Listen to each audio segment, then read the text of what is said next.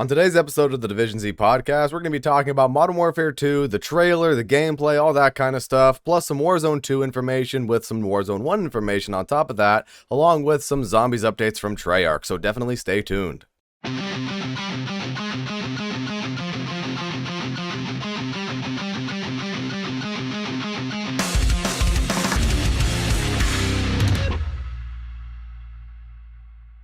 Welcome to the Division Z podcast, everybody. My name is Jason. Cosmic could unfortunately not make it today, so here I am doing a solo podcast. So I think without further ado, let's just go ahead and jump right into the news and jump right into the things we should talk about today, including a post from Call of Duty that was posted just before I started recording today.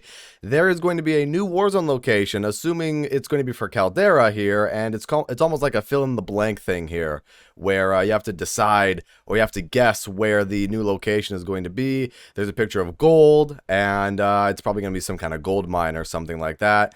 And a lot of people in the comments here for this post have been talking about this is going to be called Fortune's Keep, which I think that could be a really cool name for a location, and maybe Season 4 for Warzone and Caldera and all that could be more gold-themed or money-themed, like maybe the Vanguard Task Force or Butcher needs some funding or something.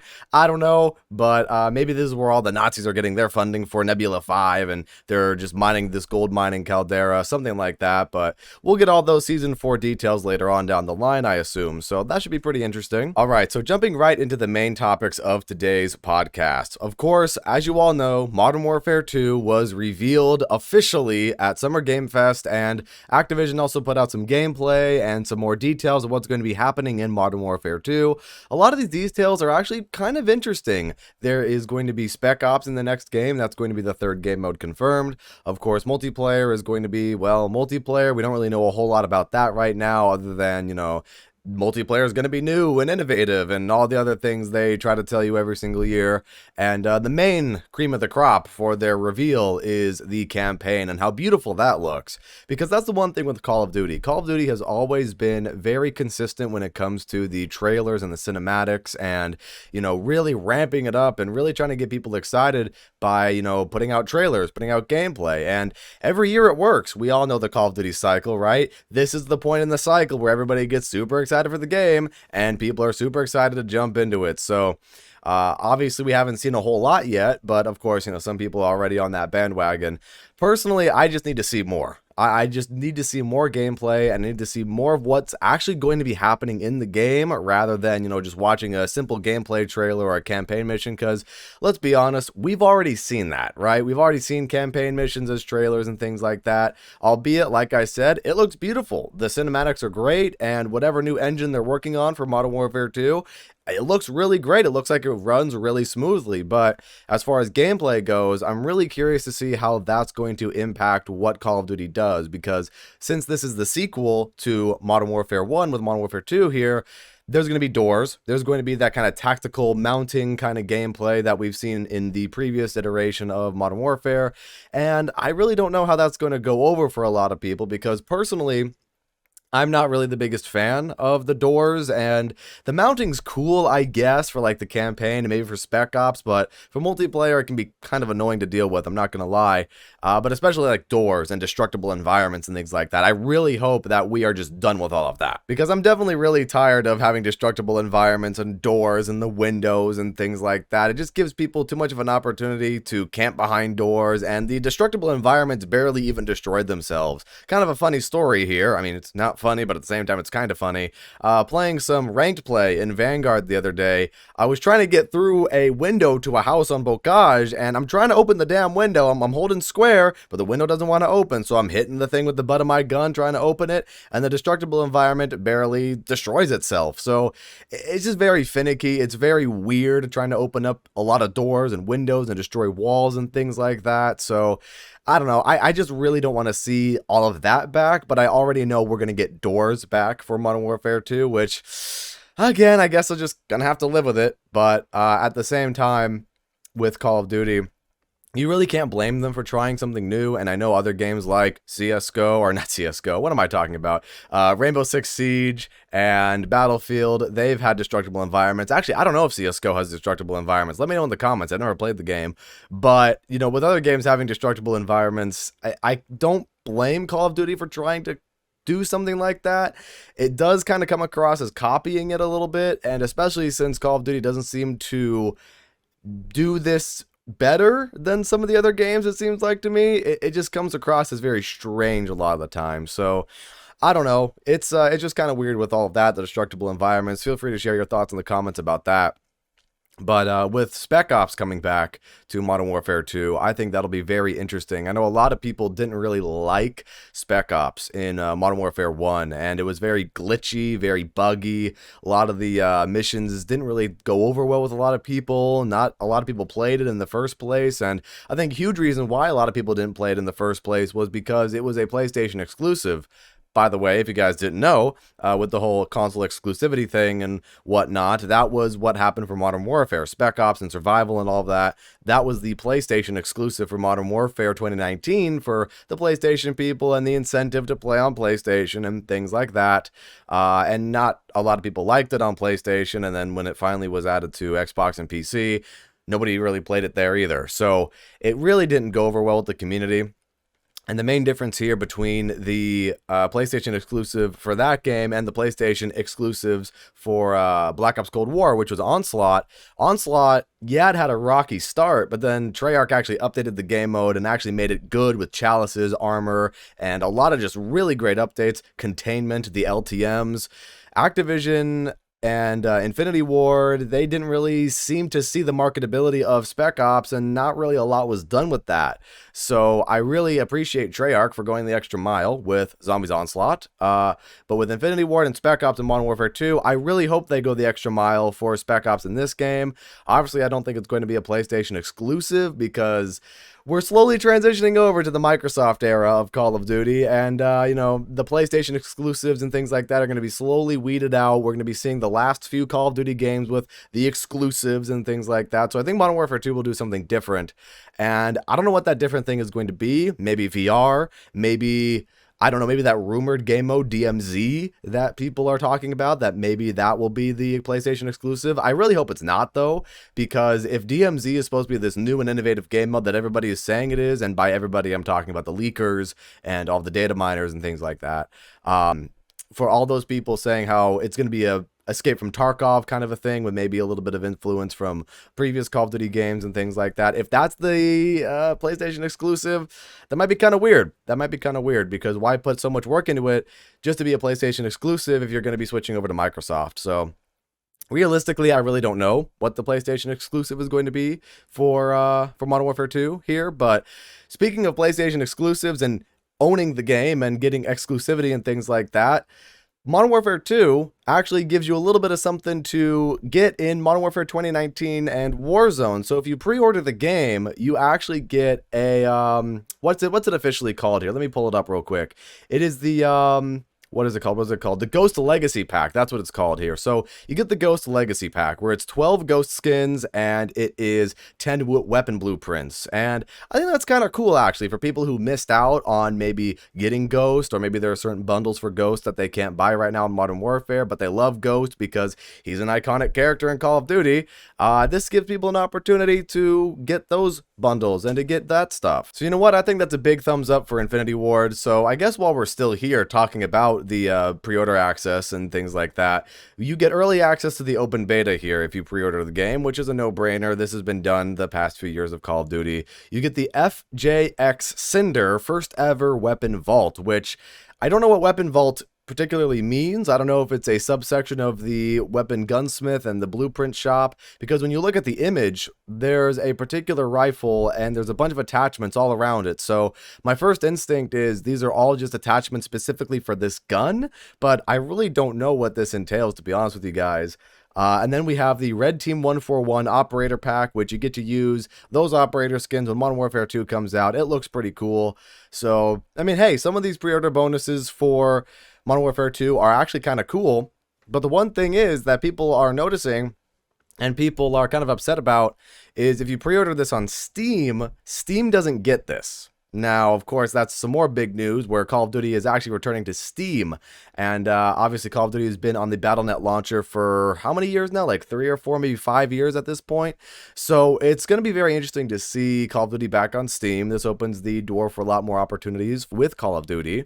And I just have noticed a lot of people when they're pre-ordering Modern Warfare 2 on Steam, they're not getting all of this pre-order bonus stuff, especially with the ghost skins and with the blueprints and things like that. A lot of people seem to be missing out on this. So I really don't know when that's going to be available for the Steam players, and I hope that gets fixed soon because people are paying extra money for the pre-order. People are paying the Vault Edition, and that's going to be what, maybe 90, $100. I actually don't know the price of it, but they're paying a little bit extra for that, for a little bit of extra access to certain things. And with the Vault Edition, you get access to the Season 1 Battle Pass and 50 tier skips. So, not only are you buying the game, but you're buying a Battle Pass on top of that, and you're buying some extra stuff as well. So, I mean, there are some incentives to pre-ordering this version of the game, but people are just kind of getting shafted by it right now if they're on Steam. So that's kind of unfortunate. And I hope that gets fixed soon. But back to kind of what we were talking about the Call of Duty games returning to Steam. This definitely opens up the opportunity for Activision to greenlight some more custom implementation to Call of Duty, because obviously we've seen that with Black Ops 3 and how popular Black Ops 3 Custom Zombies is, and so many people are still making maps to this day, so many people are still playing maps, and there's a real healthy community there. And by healthy community, I mean it's a thriving community of people constantly creating and making new things, and that's what I mean about healthy. There's a community there that people are consistently going back to and checking up on and keeping tabs on, and there's some really interesting projects in development, and a lot of these maps rival Treyarch quality maps. Obviously we've seen things like Leviathan, Europa, and the highly anticipated Water Park map that is supposed to be coming out sometime. And a lot of these maps, for a lot of people, rival the quality of Treyarch's maps, of other Zombies experiences and things like that. So, I mean, hey, custom Zombies for a Treyarch's game in 2024? That could be very interesting. I could really get behind that, actually. Give the power to the community a little bit here. And would give people the opportunity to really sit with this game and really sit with the next iteration of Zombies if they're going to do custom Zombies for 2024. And you know what? Why the hell not? Just have a workshop for Modern Warfare 2. Maybe make some custom Spec Ops missions. I don't know. I think that could be kind of interesting. It's something that's never been done before with custom Spec Ops. So maybe that could give them the opportunity to do that, have Modern Warfare 2 workshop, or would they maybe want to put all their resources into something that is known to be successful and maybe known to be more consistent with the community, that being with Treyarch and a Treyarch Black Ops 2024 workshop or whatever the game is going to be called. So there's a lot of opportunity here. There's definitely a lot of opportunity here for some more community engagement, some more community interaction with making maps and things like that. The one thing that I'm a little bit curious about, though, is because of Ricochet, and I know a lot of people use assets from Vanguard and Black Ops Cold War. They rip the assets from the back end, and Ricochet before has banned people from the game for doing that. So I don't know if Ricochet is going to be a problem for making a workshop, and Ricochet is going to be kind of a big wall in front of people that maybe people can't make custom things. But at the same time, I don't really know. It's just a thought that popped in my head right now. Of course, I'm not a game developer. I'm just spitballing ideas here, but it could be very, very interesting to see what could happen with it potentially. Maybe some extra mods, maybe a mod maker, maybe not necessarily like a custom map maker, but maybe a mod maker for Modern Warfare 2 or Black Ops 2024, whatever it might be. So I don't know. Long story short, there's a lot of opportunity here, and I hope they don't squander it. And I know all their priorities are with Warzone right now and Warzone 2.0 and all of that kind of stuff, but I really just hope that they see this as an opportunity to reconnect with the community, and especially since this is going to fall under the jurisdiction of Microsoft, I think, for custom Zombies with Treyarch's next game in 2024. I hope Microsoft doesn't squander that opportunity when they completely buy out the company. So there's some interesting stuff coming. Some interesting stuff coming up on the horizon that we can theorize about and we can talk about and speculate. But of course, don't get your hopes up because nothing has happened yet. Obviously, with Modern Warfare 2 as well, nothing's happened yet. So I'm kind of staying neutral with this right now when it comes to Modern Warfare 2, because honestly, with how everything's been going right now with Vanguard, and things have just not been the greatest. Let's be totally honest here. Things have not been good with Vanguard, and I think a lot of people have lost faith in Activision and in the Call of Duty developers after Vanguard and what's been happening with that. So I think a lot of people are kind of holding their tongue here when it comes to Modern Warfare 2, but at the same time, right, because you're going to have that dichotomy in the community. There's always going to be that split.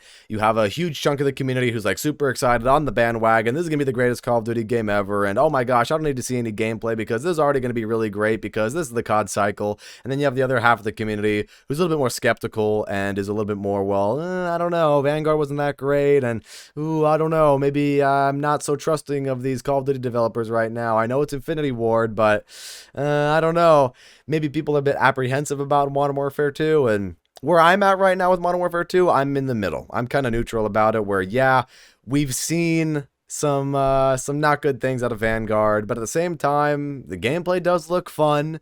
It does look visually good.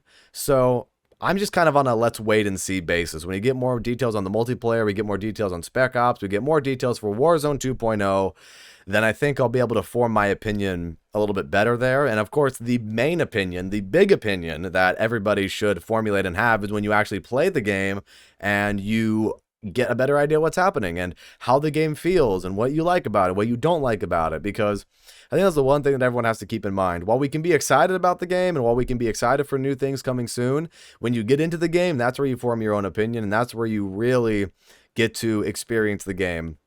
And this should come as a no-brainer, but the main reason why I'm saying this is because you do still have so many people out there who are super excited about it for almost no reason. And I hate to say that. I hate to be that guy, right? But we haven't seen gameplay. We haven't seen any other extra details. You know, they talk about in a thread here on Twitter, they talk about how there's going to be new AI. There's going to be an evolved special ops experience. What does that particularly mean? We don't know yet. So, I mean, I'm looking forward to learning more, but at the same time, I'm kind of neutral right now. I'm definitely neutral right now.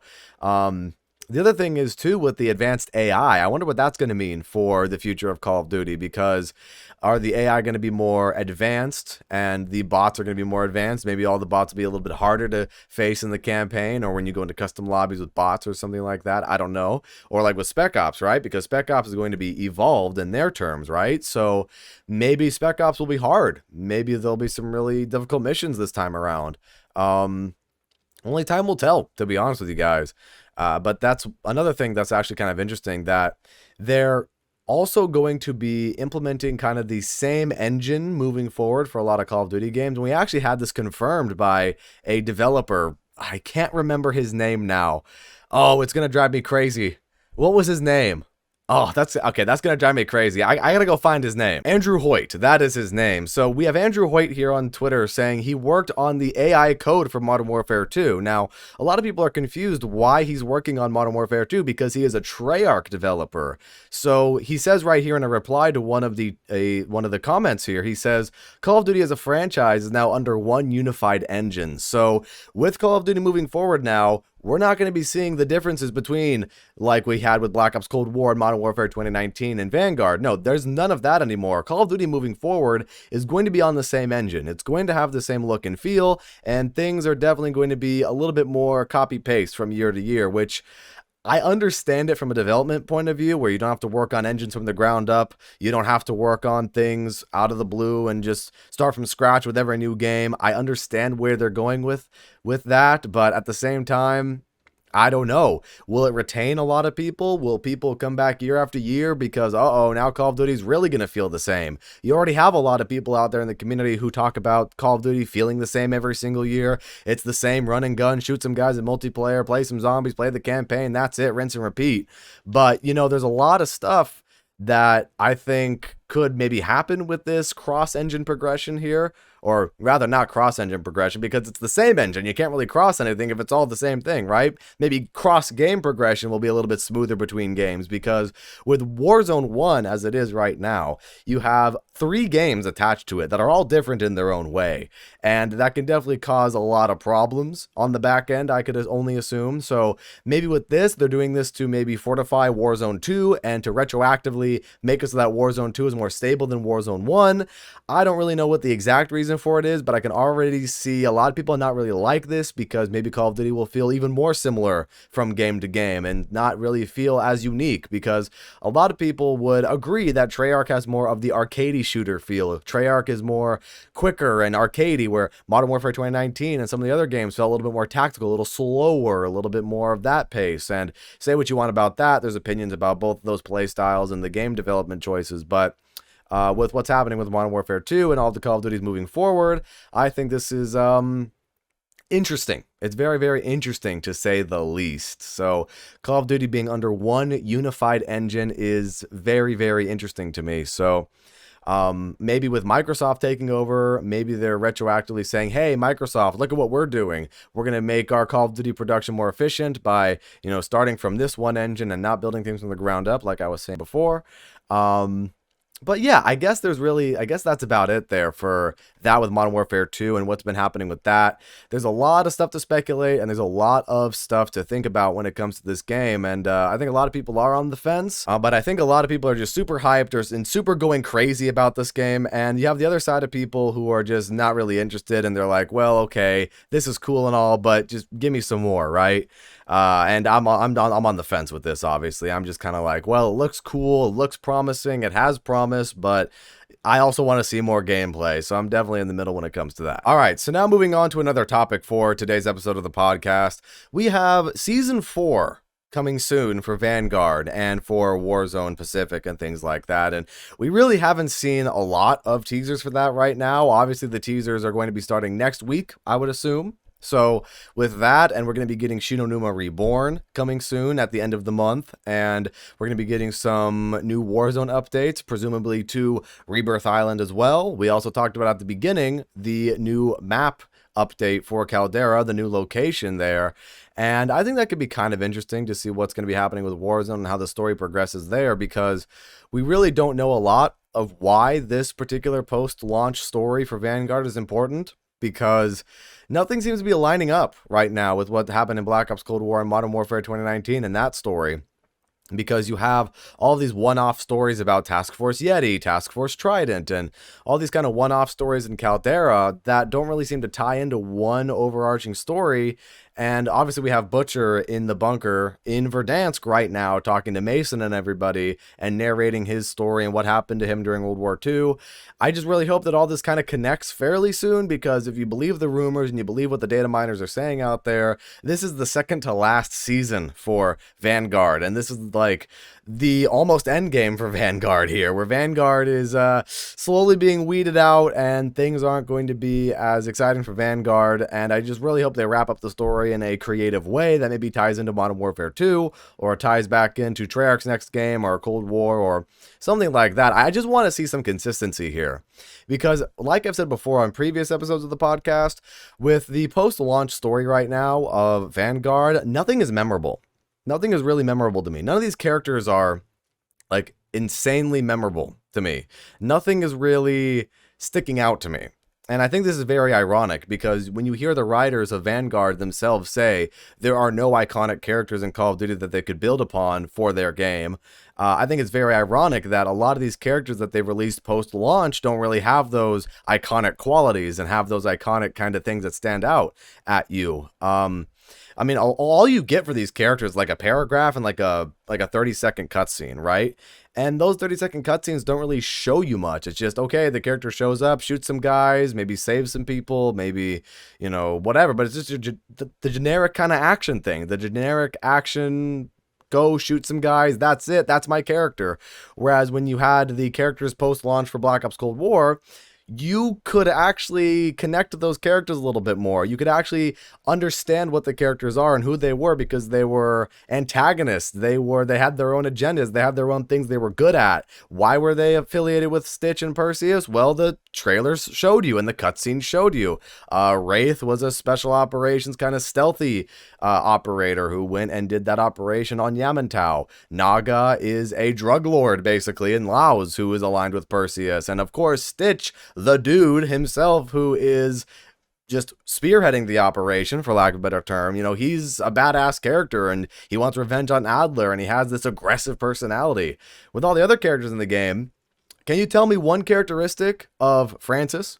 Can you tell me one characteristic of Anna? Can you tell me a characteristic of any of these characters, to be honest with you? I honestly don't know. A lot of these characters are very one-dimensional in Vanguard to me. So that's why I'm a little bit confused of what's happening with the post-launch story of Vanguard and why everything just seems so weird and out of place. These operators are very generic, and I think a lot of people, assuming that this is what we're going to be getting next week, will be more looking forward to the Shinonuma Reborn teasers and maybe a trailer or maybe some gameplay or something like that, because Shinonuma Reborn, if there's any point in Vanguard's life cycle where it's do or die for zombies, it's now. It's 100% now do or die for Vanguard Zombies. A lot of people, it's already die. A lot of people have already written off Vanguard Zombies after Terra Maledicta. Even after Duron Fong, a lot of people just completely wrote off Vanguard Zombies. And I understand. I don't blame you, to be honest. It's not that fun. It's not that fun after a while. Like, it's kind of boring. It's kind of stale. I get it. But if you're sticking around, like people like me, because I want to see Call of Duty do well, and I want to see them innovate, and I want to see them be good again, to be honest with you, because I want to stick around and I want to be optimistic about things, this I can recognize as a lot of people's do or dies for Vanguard. And if Shinonuma Reborn is not good, I probably will be not playing as much Vanguard as I already don't play it. You know, the main reason why I'm coming back to Vanguard right now, to be honest with you guys, is mainly because of ranked play. I'm really having a fun time with some of the other streamers and some of my other friends that play ranked and getting better at competitive Call of Duty. But at the same time, you know, I started with zombies. I started with everything. And that's why this podcast exists too, because I like zombies. And now, of course, we've switched over to more of a Call of Duty gaming-centric kind of a theme to our podcast, rather than just talking only about zombies, because there really is only so much you can talk about when it comes to zombies. Let's be totally honest with you guys. So I digress. With Shinonuma Reborn, and that being the kind of first round-based map in the game, and it's June, it's concerning. It's very, very concerning that, you know, a lot of people probably won't be around to actually play it. And I think we'll probably get another map after Shinonuma Reborn. I think there's something that has to happen in Shinonuma Reborn to warrant an actual ending to this game. Because where we are right now with Duron Fong and Terra Maledicta, yeah, there's some okay story there. The demons and Cortifex partnering with Von List, and they have their own agendas, and they're just working together to meet their own goals. You know, we're just kind of in this state of limbo right now, where we got the Decimator Shield, we recovered the Tome Page to try to learn how to separate Von List and Cortifex, but then, like, what next, right? Is Shinonuma going to be the conclusion? I really don't think so. I really, really don't think Shinonuma is going to be the conclusion, because Shinonuma Reborn, it was just kind of last-minute scrapped together in a way, for lack of a better term, and for lack of a better thing to say, to be honest with you guys, because with how Objective Base was received so poorly in Vanguard Zombies, you know, Treyarch was kind of forced into a corner here, being like, okay, this isn't looking good here, guys. Nobody likes this. We still have a couple seasons left. We should probably do round-based just to appease the fans for Vanguard, to tie them over until our next game, which is what more people are looking forward to in the first place. More people are looking forward to the sequel of Cold War, myself included. But of course, we do need to establish this prequel. We need to establish this prequel to the Dark Aether storyline, and there's a bit of a checklist here, and I say checklist, but it's really a bullet point list of things that I think are guaranteed to happen for Shinonuma Reborn, or not just Shinonuma Reborn, but the end of the Dark Aether storyline as we know it in Vanguard. So, number one, this all ties into Die Maschine. Either something in Shinonuma Reborn will lead us to Dimashina, or something in the map after Shinonuma Reborn, because like I said, I don't think Shinonuma Reborn is going to be the final map. I think there's going to be some sort of Dark Aether tie-in for a DLC 4 of some kind, or really DLC 3, actually, when you think about it. So either way, no matter what happens in the Dark Aether storyline, it's going to tie into Dimashina. That's number one. Number two, we're going to see Zykov. We're going to see Zykov become the Forsaken. And the reason why I say that is because, obviously, the gods and the demons are not in Cold War Zombies. And we see the Forsaken use Frostblast and use abilities that are very similar to the abilities that you see the Dark Aether entities and their artifacts that they're tied to use. So, obviously, they're going to have to die at the end of Vanguard Zombies. Bye Nordicus, bye Invictor, bye everyone else, they're all going to die. So, Zykov becoming the Forsaken, I think we can almost maybe guarantee that. I think there's a huge chance that that will happen. And then number three, this is more of maybe a, maybe not fan servicey thing, but for people who have paid attention to the Black Ops Cold War Zombies storyline and what happened with the Dark Aether there, I think we'll see Sparagmos. I think we'll see some of the Dark Aether zealots and people who, worship the Dark Aether entities and all of the zealots in the Dark Aether that, obviously the Crystal Axe came from Sparagmos and the Crystal Axe came from the Dark Aether. So we'll see some more Dark Aether influence there. We'll learn a little bit more about the Dark Aether. So whether it's Sparagmos specifically, I think it might be, but at the same time, we might just see some zealots. We might see just some sort of ritual. We might see something tying into more of what happened in Black Ops Cold War. So those are the three things that I think are going to be happening when it comes to the ending of Vanguard Zombies and that storyline there. So, I don't know. It's very interesting, though. We're in a very interesting and weird time as a Call of Duty community where everything's kind of in limbo. Modern Warfare 2 is right around the corner, but it feels kind of weird that it's right around the corner. We have the Microsoft deal looming over Call of Duty. We have all of the Activision controversy and lawsuits that are happening and still ongoing. Those don't take a backseat. Those are still ongoing, even though they're not in your face all the time because, Activision has been in some deep water for a long time. And then, of course, we have the Vanguard Zombies stuff that is happening right now. And on top of that, for Season 4 of Vanguard, we also have potentially a Rebirth Island update. And if you guys know me, you've seen some of my Warzone streams, I definitely prefer Rebirth Island more than I prefer Caldera and even Verdansk. So Rebirth Island is awesome, in my opinion. It's a pretty good Warzone map.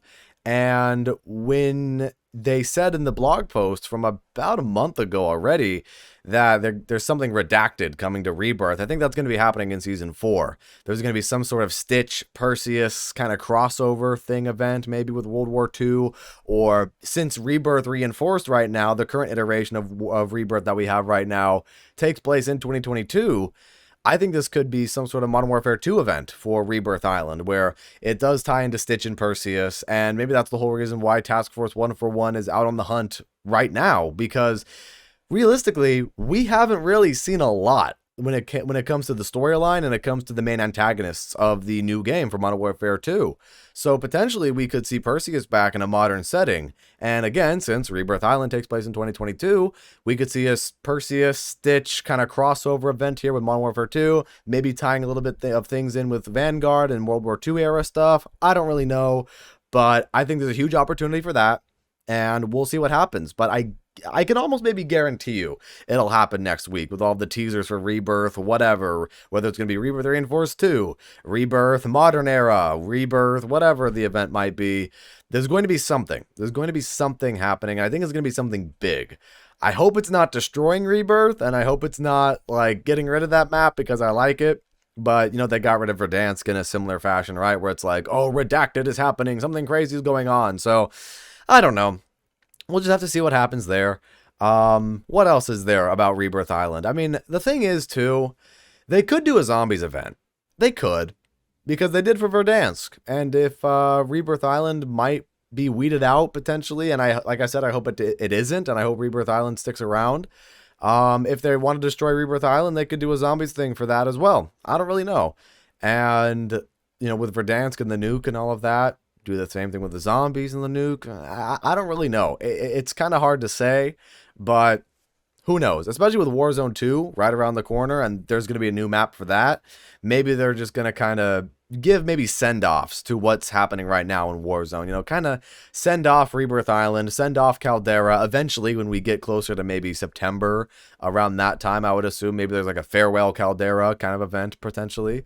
But I don't know, to be honest with you guys. There's something happening with Rebirth, and I think we're going to start getting some teasers next week.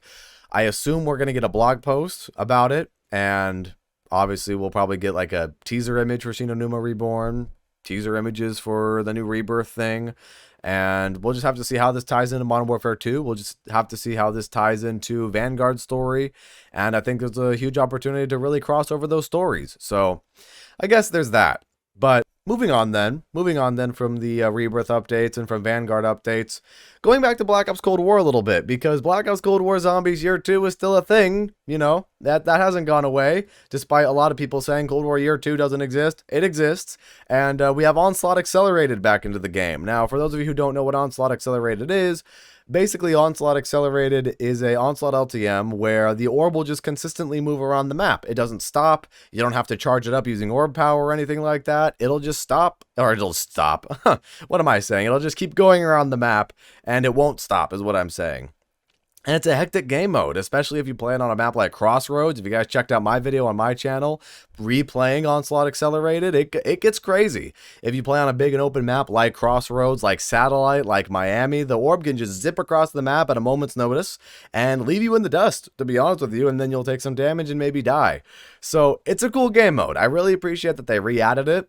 But the one thing that's kind of weird about it is it just kind of was added to the game without any warning. There was no blog post about it. There was no announcement on Twitter. It was just, here you go. It's in the game now. Enjoy. And hey, I don't mind that, right? But it just came out of left field. I wasn't expecting it. And I think maybe the reason why it wasn't announced was maybe not to undermine the Modern Warfare 2 news, because there's still a very dedicated fan base of Call of Duty players who religiously play Black Ops Cold War Zombies, and people play that game and grind it out every day. And, you know, even a lot of YouTubers out there, Lego Unlocked, DK Dynamite, some other creators in the community, myself included, I play a lot of Black Ops Cold War Zombies still. Because it's a fun game mode, and I think there's still that fan base there who feels very strongly about that game mode.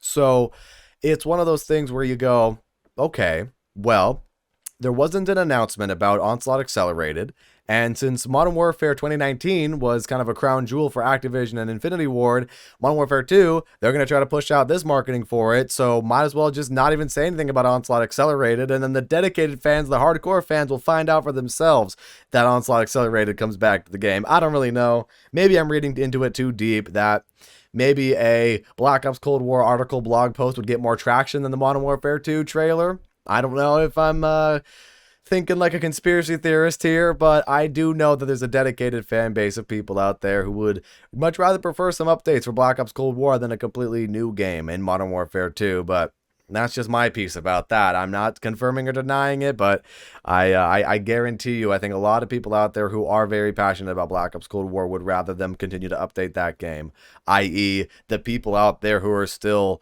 zealously asking for Zombies Chronicles 2 in Black Ops Cold War Zombies, which, don't get me wrong, I would love to see Black Ops Cold War Zombies get a Zombies Chronicles, but not going to happen. Not going to happen at this point. If anything, Zombies Chronicles or anything similar to that will be for Treyarch's game in 2024. So, there's that, I guess. Onslaught Accelerated has returned, and that's pretty cool, which then only means the last LTM for them to add to the game would be, or not the last LTM, the second to last LTM, excuse me, would be Onslaught Diminishing Light. And Diminishing Light is another fun game mode where the phase around the orb just collapses in on itself, and if it collapses, you lose the game. And it's very hectic, it's very chaotic, kind of like Onslaught Accelerated is. And then after that, of course, you have Onslaught Elite, where every round you get an Elite Surge, which, surprisingly enough, Onslaught Elite is actually kind of easy. You don't have to kill the zombies. If you just kill the Elite every round, then you progress. So, yeah, it's actually easier than you think it is. So, I really like that they're doing this, though, with Onslaught and continually re-adding these game modes. It gives more players the opportunity to play them or replay them if you're on PlayStation, right? Because PlayStation had the Onslaught exclusivity, and Xbox and PC gets to play for the first time. And it's a proper update for them, and it's kind of a re-update for us on PlayStation, and it's just a win-win for everybody. And of course, with the Super Easter Egg being part of Year 2 as well, I think a lot of people have kind of, you know, moved past the super Easter egg controversy. A lot of people have kind of moved past the, super Easter egg stuff, and they've kind of accepted it for what it is. But I still think the super Easter egg is still a really good reward for Black Ops Cold War Zombies. And there you have it, I guess. There you have it. Black Ops Cold War Year 2 is in full swing still. There's still some stuff being added. You still got bundles being added to the game when they don't have to. And I think it's really funny when you see people sometimes go, well, this isn't a Year 2 update. It's just a bundle. This doesn't mean anything. It's just a bundle. It does, actually. Bundles are a part of the Year 2 updates. I hate to burst your bubble there, but it is content, even though it's paid content. And even though, it does kind of suck sometimes where, every week you got to fork over another $20 if you really love Black Ops Cold War and you really love everything and you really want to get all the bundles and things like that. That kind of sucks for you. That's why you got to pick and choose your bundles, in my opinion. I did buy a Year 2 bundle, the Pharaoh of Death. I think that one looks pristine. That one looks so good, looks so clean. And I choose my bundles carefully. I choose my bundles based on what I like and my aesthetic and what I like to see from, action games, and what I like to see. The themes of it too are very important for me as well, because you're playing as a character. It's kind of an extension of your character in the game, and I don't know, it just kind of tells a story. I love storytelling, so it kind of tells a story with whatever character you're playing as there, right? So with the Pharaoh of Death and things like that, I think it's a really cool allegory for death and the Anubis and the Egyptian gods and things like that. I really like stuff like that. Mythology is very fascinating to me to begin with, so I like that bundle. There's also the Requiem Reconnaissance bundle that I got for Weaver, because obviously it's a zombies themed bundle, and the Ethernauts, and that was a thing that was teased back in Firebase Z with the Ethernauts, and become an Ethernaut today, and explore the dark ether, and whatever. I turned on my 50s announcer Cold War radio voice. Hello, is this thing on? But, there's a story behind bundles. There's a story behind why there are certain operator skins and why I like them personally. So I guess after that little tangent there, long story short, Black Ops Cold War Year 2 is pretty cool. Buy the bundles you want to buy. But I wish they were a little bit less expensive. I'm not going to lie. And that's the thing about the bundles. They're definitely going to push these bundles heavily with the operator system still being a thing for Modern Warfare 2. The bundles are going to be a huge priority again. And with Warzone 2.0, that's going to be a priority for them as well, for the bundles. And they're going to repeat the cycle all over again, it seems like, with this iteration of Warzone. But hopefully it works a little bit smoother. Hopefully things are a little bit more integrated well. And I guess that's really all we have to say about that, right? It's really a wait and see battle. It's really, really wait and see when it comes to Call of Duty recently. So long story short, I guess to sum up this episode of the podcast before I wrap things up here, is wait and see. Wait and see what's going to be happening for Call of Duty in the future. Everything looks promising, but hold your tongue and make your own decisions yourself when you play the game. You maybe watch some reviews, maybe you see some of the gameplay in the trailers yourself, make your own opinions about it. We haven't seen much yet, so I would hold my opinions on that before, you completely write off the game, or you say the game's going to be the best game ever and you haven't even played it yet. So that's what I have to say about that. We're going to be getting some new updates hopefully next week for Season 4 of Vanguard, and with Shiranuma Reborn, maybe some Rebirth stuff, a new Caldera location, that'll be interesting, and of course, Black Ops Cold War Year 2 is still a thing, and that's really fun. So, anyways, guys, that is it for this episode of the Division Z podcast. Really appreciate everybody for watching. What was your favorite part, and what are you looking forward to the most in Call of Duty? Because there's some stuff going on. There's still some stuff going on. Coming soon for Call of Duty, so it's a very interesting time to be a fan. So feel free to share your thoughts in the comments of what you think about that. And I guess with that said, thank you again for watching. Check out all the links down below in the description so you stay up to date with everything Division Z does. And with that said, have a fantastic rest of your day or night, depending on where you are in this crazy world, and I'll see you guys next time. Peace out.